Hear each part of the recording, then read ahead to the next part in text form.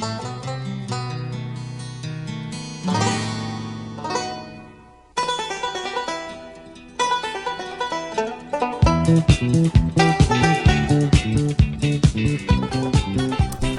and welcome to another episode of the Cover Zero podcast, the show where I cover the least in the best way possible. I'm your host, Jason Wells. Preseason is officially wrapped up, and with preseason being wrapped up, today, which when you're listening to this is yesterday, so Tuesday, it is officially cut day as of 4 p.m. Eastern Time. All of the teams had to cut down from their 90-man rosters to 53. Lots of movement today, lots of little trades happening. I'm not going to touch on all of it, obviously, because I could be here for multiple hours if I did that. That's not the plan today. The plan today is I'll go over some of the moves that happened, and I'll, as always, go over the NFL weekly update since we last spoke. And yeah, for this episode, I am going to be doing my award previews and predictions, and I will finally be giving my playoff teams, my official playoff teams. I don't think I'm ready to do the Super Bowl matchup. I'll save that for next week's episode. But yeah, I guess let's get right into the NFL Weekly Update. So 4 p.m. passed, and Jonathan Taylor will remain a Colt. They are putting him on the PUP list, the physically unable to perform list, so that means he will miss the first month of the season. And my initial thought to that was, does he count against the roster if he's on the PUP list? He does. So it's not like, okay, we'll put him here for now and we'll try to move him.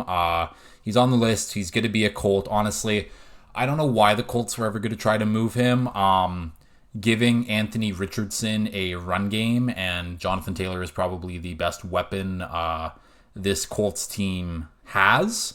So getting rid of him and for Anthony Richardson's rookie year seemed like a dumb mistake. They're not going to do it. From a Dolphins perspective, this was a move that I was hoping the Dolphins were going to make just from a sheer, I think this would have really put another level to our offense. Again, I've always liked our running back group. Our running back group is solid. But Jonathan Taylor is a top 5 running back in football. It would have been just a whole other level. The entire offseason, the Dolphins seemed to be in on every running back that was available. We talked about Saquon. We talked about Josh Jacobs. We talked about Dalvin Cook.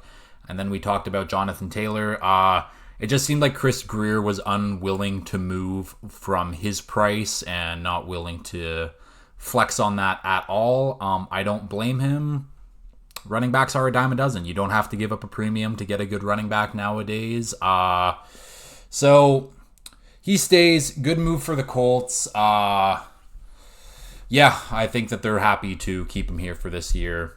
Maybe Jonathan Taylor doesn't even play and he holds out. We'll see. Moving on, though, this was kind of the first big news from the last week, but Trey Lance, he was named the third-string quarterback behind Sam Darnold, and then he was promptly traded to the Cowboys for a 4th-round pick. Talk about the move from a Cowboys perspective.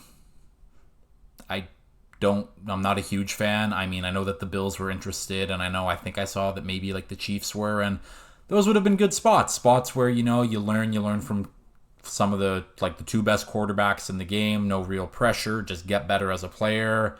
And he shouldn't have any pressure to play while he's in Dallas, except Jerry Jones has just been adamant on, I don't think he really likes Dak. I don't think even when they drafted Dak, he still liked Romo better. He just said recently that they almost drafted Jalen Hurts, which they could have because Hurts got drafted 53rd and the Cowboys picked 51. But either way, maybe this is a chance for Trey Lance to maybe get some room. Again, I don't think he's going to take the job from Dak. And even they have a good backup in Cooper Rush, who people were like, is Cooper Rush going to take Dak's job?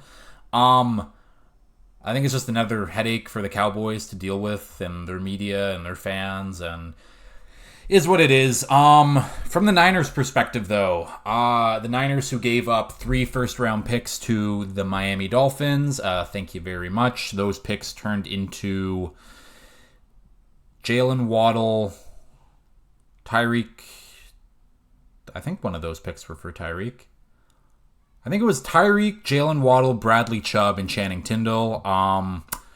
Miami definitely won that trade, considering the Niners only got back a fourth for Lance. So Trey Lance drafted third overall in that 2021 draft. You might wonder, who was drafted after him? I got the list right here. Kyle Pitts, Jamar Chase, Jalen Waddle, Penei Sewell, J.C. Horn, Patrick Surtain, Devonta Smith, Justin Fields, Micah Parsons, and Rashawn Slater. That is a list of a bunch of very, very, very good NFL players. Sucks from a Niners perspective that you could have had one of those guys instead of Trey Lance, but obviously no one knew that Brock Purdy was going to be Brock Purdy. We still don't know if Brock Purdy is going to be that same Brock Purdy from last year. Just a hope, but it's the Trey Lance experiment failed. Again, I said it a couple episodes ago. He has not thrown the football nearly enough in his entire playing career as a quarterback. He just needs more reps. I don't know if we'll get them, but we'll move on. Next note up, Josh Jacobs signs a 1-year deal up to $12 million. I think he just basically got the Saquon contract. I don't know what his guaranteed number is at, but 1 year up to $12 million. He's also changing his number from 28 to 8. Again, sucks for Josh Jacobs. It's just another running back that's going to be on that free agent market next year. That free agent market is absolutely fucked.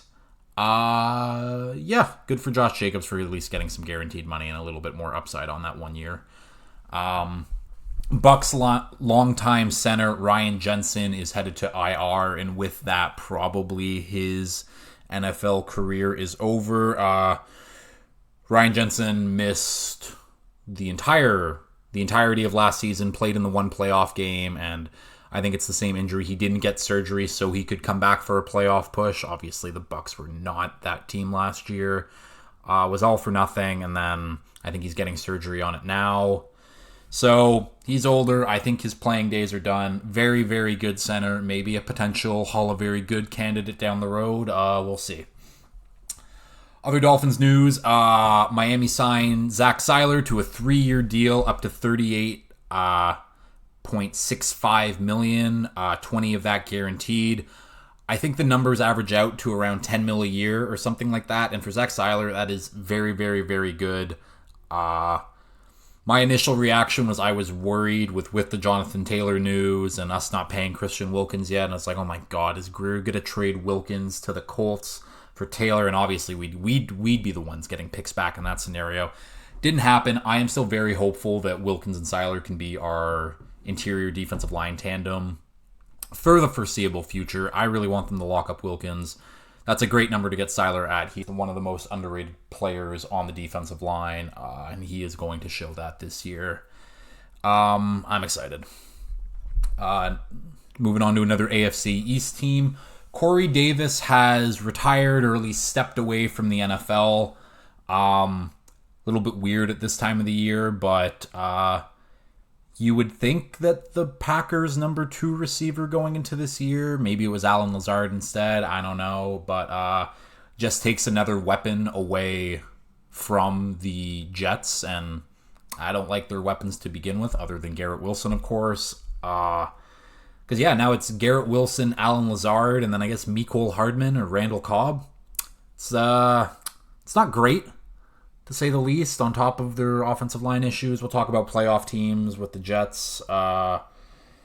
Weird for Corey Davis to step away at this point, but it is what it is. Philadelphia Eagles former first-round pick Derek Barnett has asked permission to seek a trade. He's just buried on that depth chart. Again, former first-round pick, hasn't really lived up to that hype. A lot of people thought him coming out of college was better than Myles Garrett. Absolutely absurd. But it's tough being a part of that Eagles rotation when you have guys like Hassan Reddick, Brandon Graham, Josh Sweat. They just drafted Nolan Smith. So I don't know if they will trade him, but he's looking for options at least. Okay, finally we got some cuts, some lesser things that have happened over literally the last 48 hours. Josh Dobbs of the Cleveland Browns was traded to the Cardinals for Josh Jones. I think he's a tackle. I think they started him at guard, and they were like, you suck at guard. They put him back at tackle. He was quite good. The Colts, no, not the Colts. The Cardinals drafted a tackle this year, so Josh Jones would have been sitting on the bench, and now he is good to be sitting on the bench for the Browns. Good depth for the Browns, though, and with the Browns trading Josh Dobbs, that means Dorian Thompson-Robinson. I wanted to say Bethel Thompson, but that's a completely other guy. Former Argos QB. But, yeah, Josh Dobbs is looking to be the starter now for the Cardinals, because they also cut Colt McCoy in the process. Caught me a little off guard. Colt McCoy's been there for a while. Solid backup, solid vet. And weird, now you have Josh Dobbs, who's going to be coming in with basically 2 weeks to learn the playbook, and they're going to go out there and absolutely get slaughtered by whoever they play week 1. I forget. They're going to kill them regardless, though. Yeah, and Colt McCoy is now a free agent out there, a very good veteran backup. Again, he's just been the definition of solid veteran backup. You know exactly what you're going to get from him if you need him. Yeah, I think that covers... Oh, also with the Cardinals, if it's not Josh Dobbs, it's going to be their rookie, Clayton Tune, who I know that Chu loved. He played pretty well in the preseason, so we'll probably see a mix of both of those guys throughout the year. Who knows? It's going to be a bad year for the Cardinals. Spoiler alert, the Cardinals will not be a part of my playoff teams. Couple smaller trades here. The Broncos traded for Will Lutz of the Saints. The big-legged kicker out of New Orleans reunites with Sean Payton. Kind of a weird move. I guess they like their really small kicker, if I remember his name, Blake Groupie.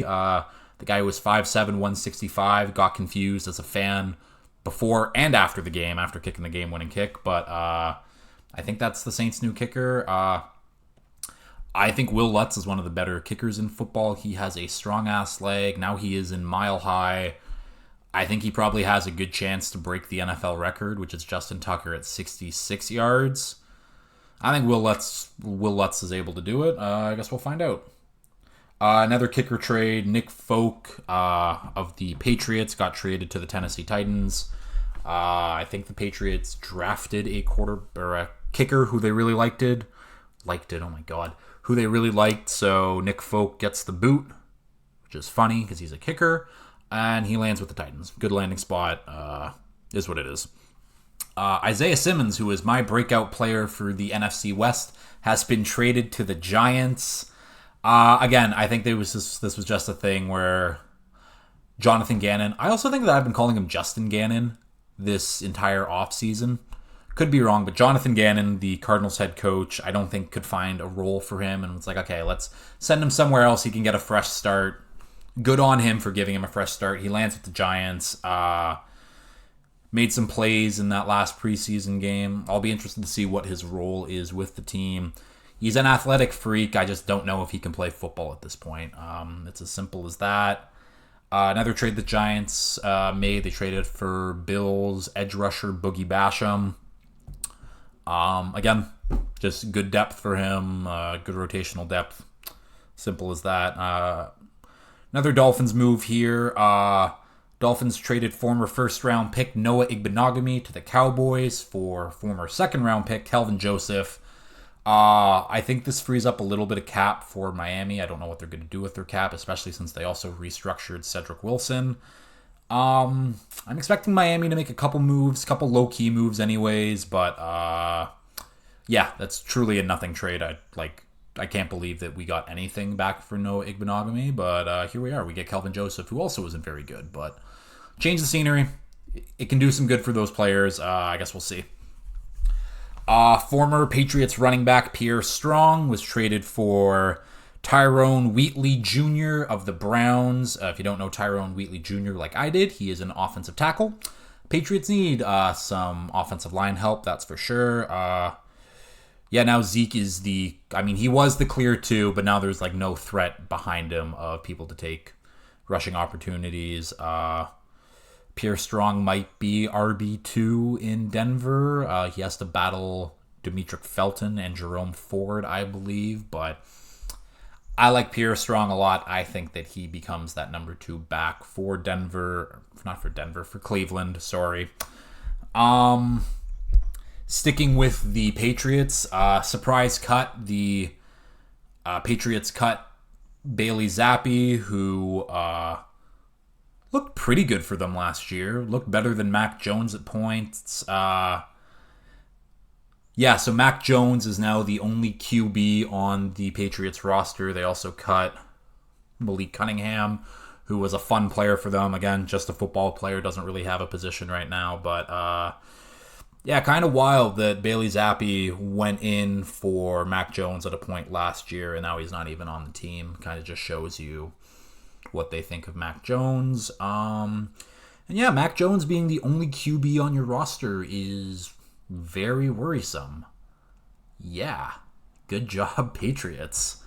One last low-key cut before we move on to some more fun news. Anyways, I'm not going to say his name, but Broncos tight end Albert O, but it's...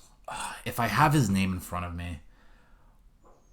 Oboyekanum? Is that... Let me just look up Albert O. Just need to see his last name. Okwebunam. Albert Okwebunam. That sounds right. Either way, Albert O got cut by the Broncos. Was drafted, I think, in the 4th round out of Missouri. Big athletic tight end. He ran like a 4.49 or something like that at 6'4". And he quickly got claimed by the Eagles, so the Eagles have their backup tight end, maybe 3rd-string tight end. I don't really know how their tight end depth really looks. Sue me. And we'll end it with a few little fun things to wrap it up. We got some all-time quotes from Jerry Jones this in the last week, I should say. So Sam Williams, Cowboys player who got arrested for speeding again. This was Jerry's quote about Sam Williams. This sounds a little hollow, but he is maturing. What was he going? 66 miles per hour? That's 32 miles per hour less than last year. 98 last year, 66 this year. So that's an improvement.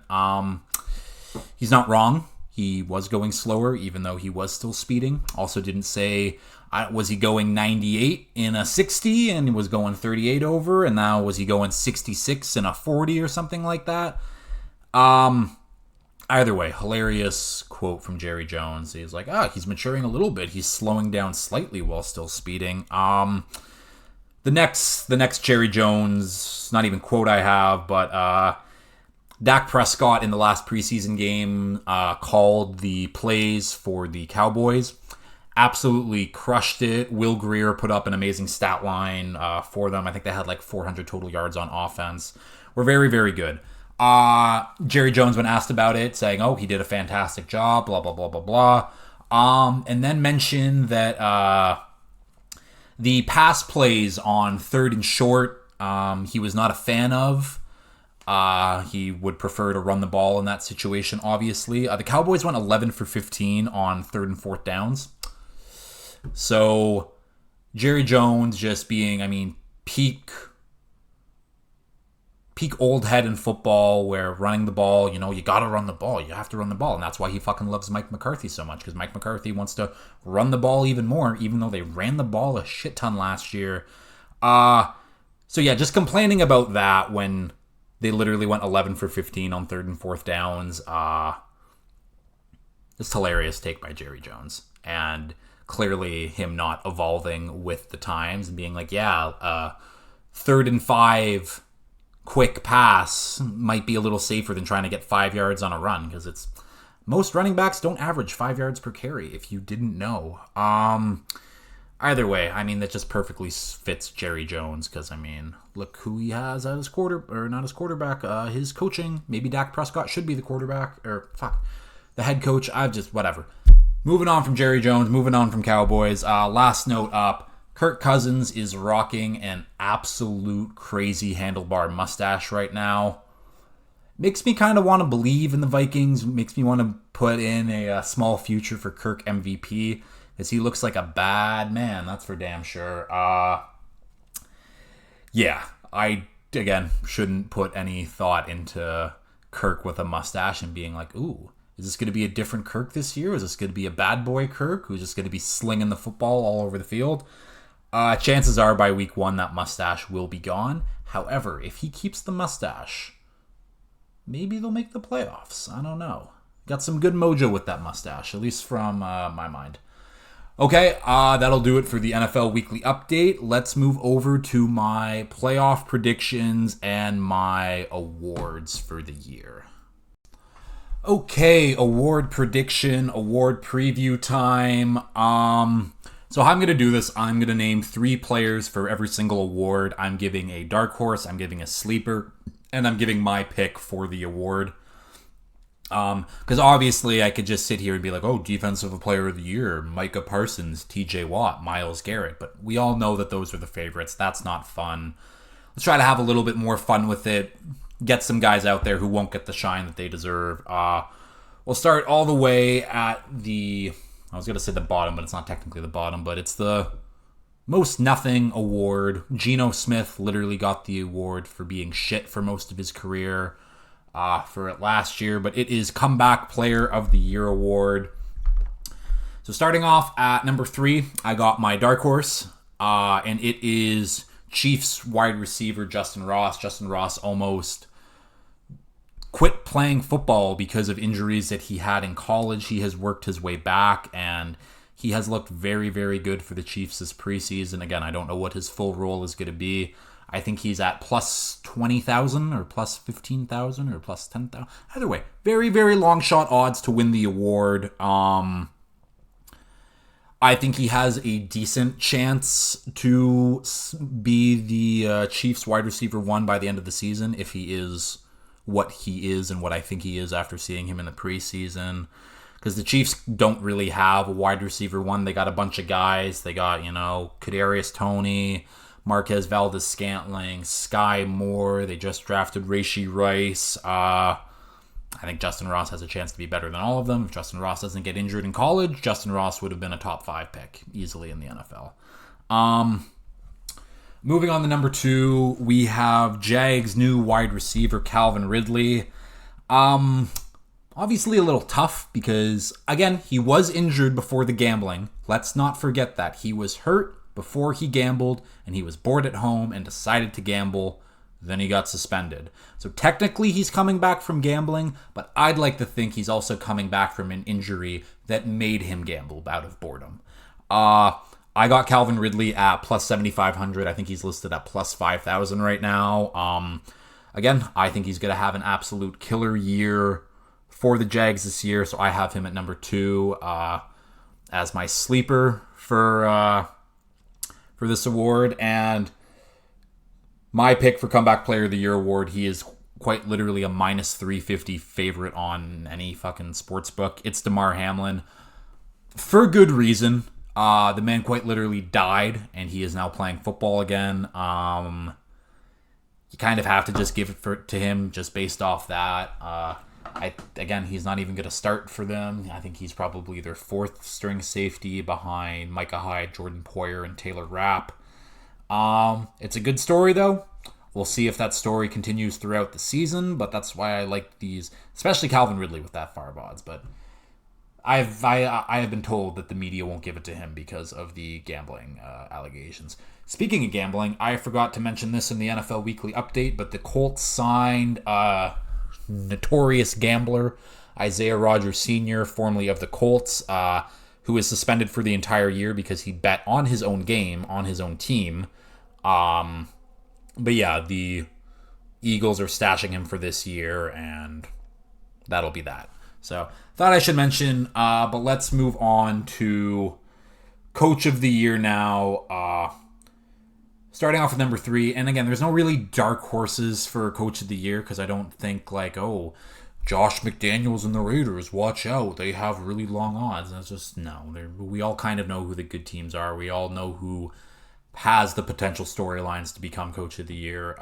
Starting off with this man, number 3, Dan Campbell. I think he has a very good chance to win this award. I think he might be the favorite to win this right now because obviously if he brings the Lions to the playoffs, if he wins the division with the Lions, it's his award to lose. I think he is a fantastic coach. I think he's a fantastic leader of men.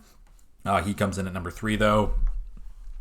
Number 2, we have Jacksonville Jags head coach Doug Peterson. I like him in the 2 spot here, mainly because I think the Jags have a chance to run away with their division and with an easier schedule, have an outside chance of potentially being the 1 seed in the AFC. I know that's blasphemous, but they're not in a tough division. Schedule's a lot easier than teams like the Bills and the Dolphins and the Chiefs and the Bengals and the Ravens and so on and so forth. Yeah, and again, the Jags, who have been notoriously bad for this decade, if you can get them division win, 13 wins or something like that, no reason why Doug Peterson should not be in this conversation. And at number 1, we have Miami Dolphins head coach Mike McDaniel. I think this is going to be again, I have been saying it's going to be a terrific year for the Dolphins. I think the 1 seed is very much in play for us. I believe in our offense and our coaching staff and our defense that much. Yeah, I think if we come away with the division ahead of the Bills, I think Mike McDaniel has a very, very, very good chance to win this award. Defensive Rookie of the Year. Starting off with my dark horse, we have Eagles safety Sidney Brown, who I talked about on last week's episode with Chew a little bit. I think he will be their starting safety at some point during the year. He made a lot of plays during preseason, and I absolutely loved him in college at Illinois. He's a great player, plus 10,000 odds for him. Again, it's a dark horse. It's a deep dark horse, but I like the player. At number 2, we got Lions linebacker Jack Campbell, someone who I wanted the Dolphins to draft, and Lions didn't give anyone a chance. He was drafted in the top 20. Again, super freak athletic linebacker. They're going to ask him to do it all on the field. And I think he has a chance. I think if he becomes the leader of the middle of that defense, has a shit ton of tackles, maybe a couple picks, gets some sacks in there, no reason why Jack Campbell can't win this award. At number 1, we got Houston Texans edge player Will Anderson. It's his award to lose. It really just is at this point. Yeah, I don't know. Will Anderson was the best player coming out in this year's draft class, in my opinion. He has a chance to, he's going to start immediately. He is the premier defensive player in that front 7. I'm excited to see what he can do. There's a reason why he is a heavy favorite for this award right now. Will Anderson, my Defensive Rookie of the Year. Offensive Rookie of the Year now. We have, at number 3, my dark horse, Dalton Kincaid. And typically, rookie tight ends don't perform well. I think that doesn't apply to Dalton Kincaid for the sole reason that they want to put him at slot for at least this season to just get him touches, get those moves. Because really, all some tight ends are just big slot players. They just maybe play a little closer to the line. And I think when you look at the receivers who were drafted early, like him, obviously he's a tight end, but I'm going to talk about the receivers, where Zay Flowers is probably the 3rd target in that offense right now, behind Mark Andrews and OBJ. Jordan Addison, maybe the 3rd target behind Hawkinson and Jay Jettas, obviously. Jackson Smith and Jigba behind Metcalf and Lockett. Am I forgetting someone else? I think those are the main guys anyways. I'm probably forgetting someone, and people's probably screaming, how are you forgetting this guy? Whatever. Dalton Kincaid, though, has a chance to be the number 2 target in this offense. Clearly, Diggs is number 1. He's going to be ahead of Knox, and that just means he's battling Gabe Davis for touches. Not a big believer in Gabe Davis. I'm a big believer in Dalton Kincaid, so that's why he is my dark horse for Rookie of the Year. Coming in at number 2, I got my sleeper, and it is Anthony Richardson. Again, I said it in my Hot Takes episode. I think Anthony Richardson has a chance to have a better rookie season than Cam Newton. Lofty expectations, I know. But yeah, it's just much easier to win this award as a quarterback. I think Anthony Richardson has the best chance to do it. Personally, just stats-wise, I'm a big fan. I'm interested to see what he can do. He is my sleeper. And at number 1, Bijan Robinson, without a doubt in my mind that this guy is going to run away with this award. He is going to have an absolutely crazy season. I am happy I got him on one of my fantasy teams. That's for damn sure. He is going to do everything for this Falcons team, whether it's catching the ball, running the ball, throwing the ball. I mean, he's not going to throw the ball, but he might be better at it than Desmond Ridder. Yeah. Number 1 Offensive Rookie of the Year. Easy pick for me. Moving on, Offensive Player of the Year. Starting off with my dark horse. Wild that I can even say that this is a dark horse. It is Travis Kelce. I don't know what else really Travis Kelce can do year after year. He is constantly in the top 10 for receivers. Always gets double-digit touchdowns. The man is a freak. This might be the year where the media members just give it to him to be like, this is like you deserve one of these offensive players of the year awards.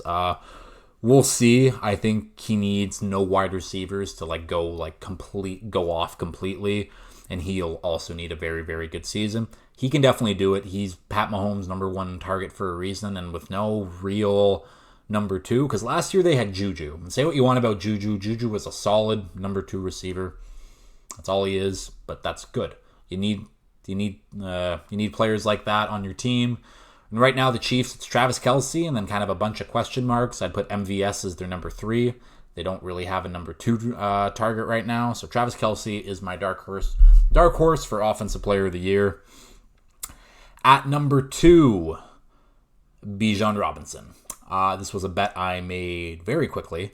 And again, I think he has the opportunity to do this. I think the Falcons would need to be a playoff team for him to be considered for this award, but I think he can have 2,000 all-purpose yards. I think he can rush for 1,500. I think he can catch for 500. I think he can have double-digit touchdowns. It truly is the sky's the limit for him. I think he is a phenomenal player, and that's why he's number 2 as my sleeper.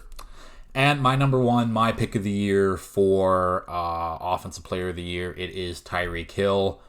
Again, a lot of this hinges on the health of the quarterback, and that's, of course, Tua.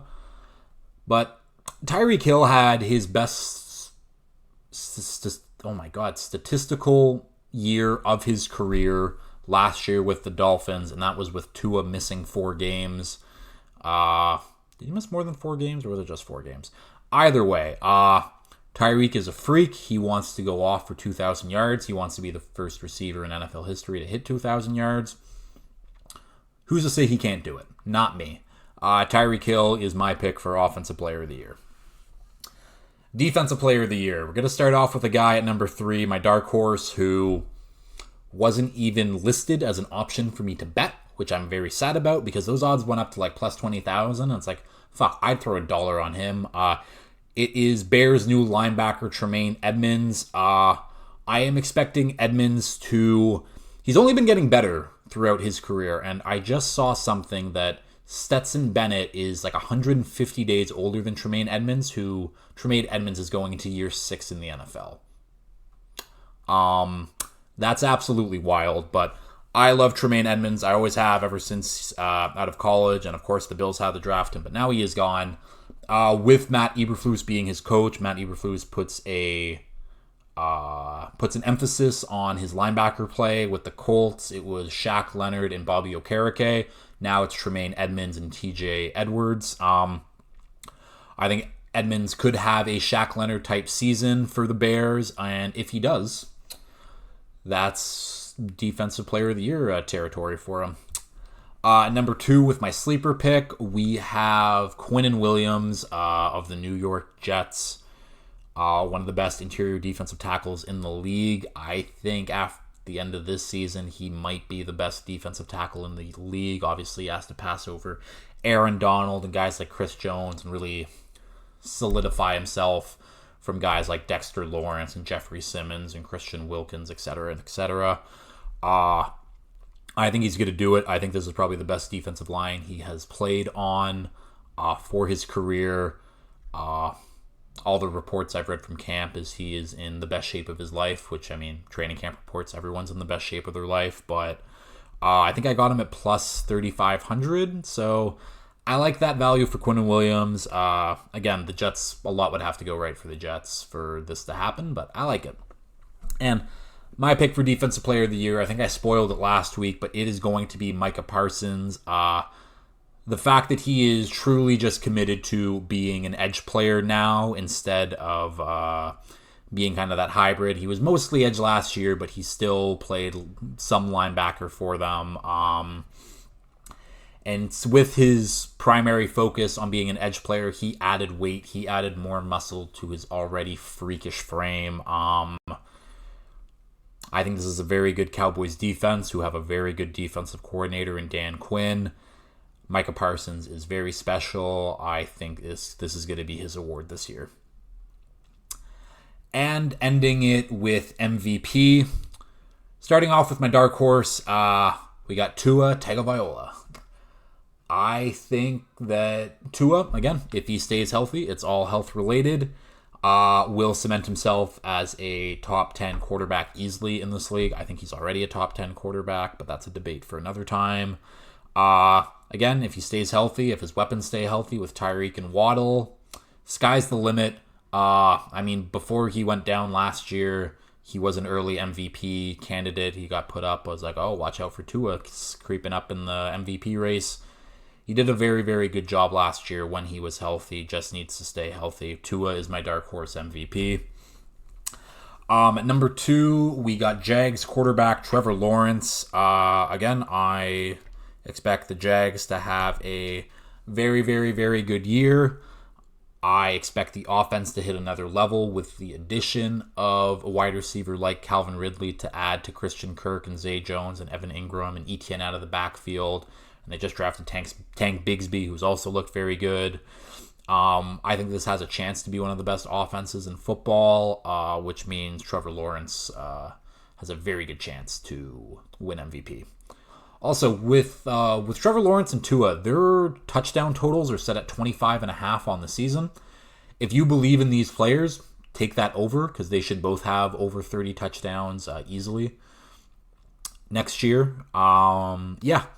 And my number 1, my MVP for this year, it is Bills quarterback Josh Allen. I think I said this last year too. I said the MVP part about last year, not this part. I think the Bills got better in the offseason. Actually, I probably said it last year too because they added Von Miller. Whatever. I'm getting off topic. Yeah, Josh Allen, MVP. I just think it's a matter of time for him and for the Bills and for things to finally click right for them. Again, as a Dolphins fan, I shouldn't be saying this stuff, but I do think the Dolphins got better. I think Stephon Diggs, one of the top 5 receiver in football, arguably. I think Dalton Kincaid will be huge for them. I think their run game got better. I think James Cook will be a big help in the short passing game for them. Maybe Gabe Davis takes that next step that they need.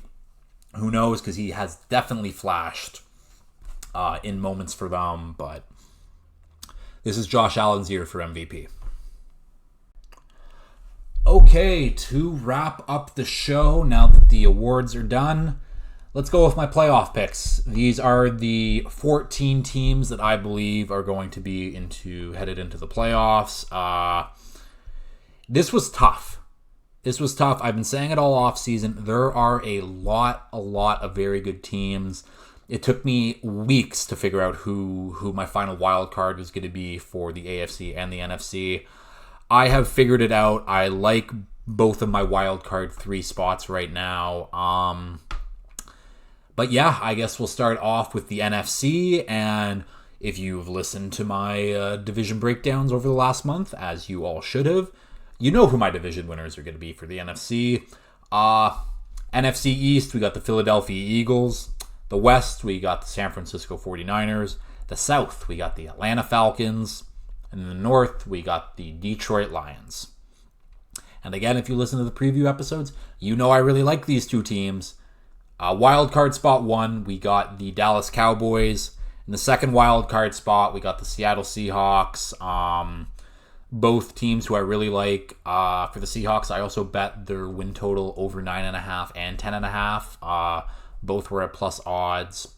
I like the value there for them. I'm a big believer in the Seahawks this year as opposed to last year where I thought they were going to be dog shit. Really proved me wrong.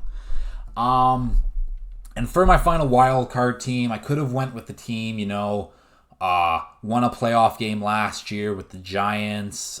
Could have gone with the team that had didn't have the 1 seed, but had they had a 13-win season. It's the Vikings who played out of their mind last year, had a bunch of luck on their side too. Maybe the Packers, after getting rid of Aaron Rodgers and finally having a fresh face, and Matt LaFleur finally gets to do things his way. Maybe the Packers. I considered them all. Let me just tell you that. I considered them all. I didn't consider anyone else in the NFC South because that's just a bad division. Whoever wins that division is the only team making the playoffs from that division. That is a fact. But yeah, my final wild card team for the Commanders is... Oh, I just messed that up. Oops. My final wild card team for the NFC is the Commanders.